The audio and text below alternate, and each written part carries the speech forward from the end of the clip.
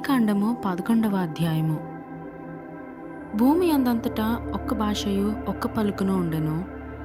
వారు తూర్పున ప్రయాణమైపోవచుండగా షీనారు దేశమందొక మైదానము వారికి కనబడెను. అక్కడ వారు నివసించి, మనం ఇటుకలు చేసి బాగుగా కాల్చుదము రండని ఒకనితో ఒకడు మాటలాడుకొనిరి. రాళ్లకు ప్రతిగా ఇటుకలను, అడుసునకు ప్రతిగా మట్టికీలును వారికుండెను.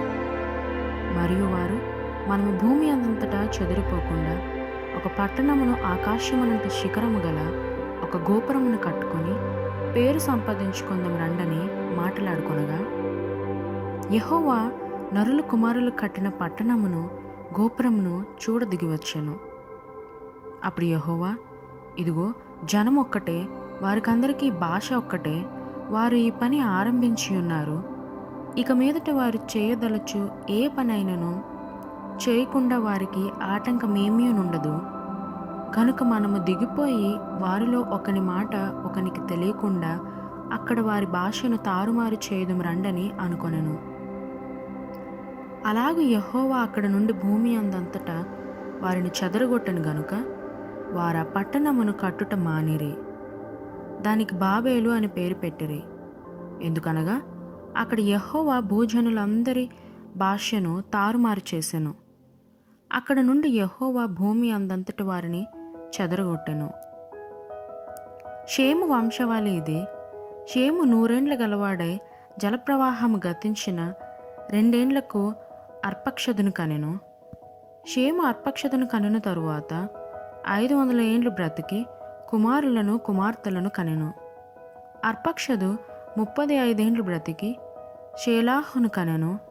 అర్పక్షదు షేలాహును కనిన తరువాత 403 ఏండ్లు బ్రతికి కుమారులను కుమార్తెలను కనెను. షేలాహు 30 ఏండ్లు బ్రతికి ఏబేరును కనెను. షేలాహు ఏబేరును కనిన తరువాత 403 ఏండ్లు బ్రతికి కుమారులను కుమార్తెలను కనెను. ఏబేరు 34 ఏండ్లు బ్రతికి పెలేగును కనెను.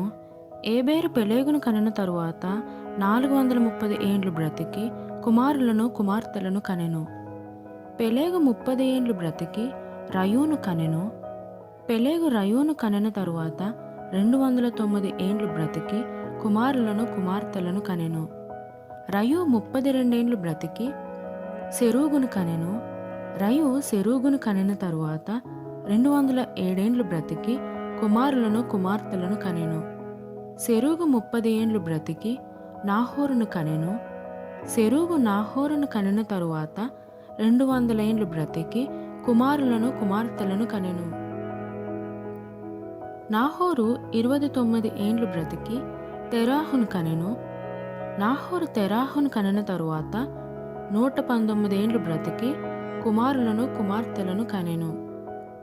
తెరూహు 70 ఏండ్లు బ్రతికి అబ్రామును నాహోరును హారానును కనెను. తెరాహు వంశవాళి ఇది. తెరాహు అబ్రామును నాహోరును హారానును కనెను. హారాను లోతును కనెను.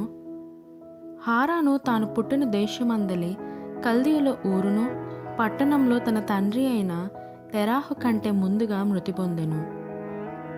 అబ్రామును నాహోరును వివాహం చేసుకొనిరి. అబ్రాము భార్య పేరు షారయి. నాహోరు భార్య పేరు మిల్కా. ఆమె మిల్కాకును ఇస్కాకును తండ్రి అయిన హారాను కుమార్తె. షారాయి గొడ్రాలై ఉండెను. ఆమెకు సంతానం లేదు.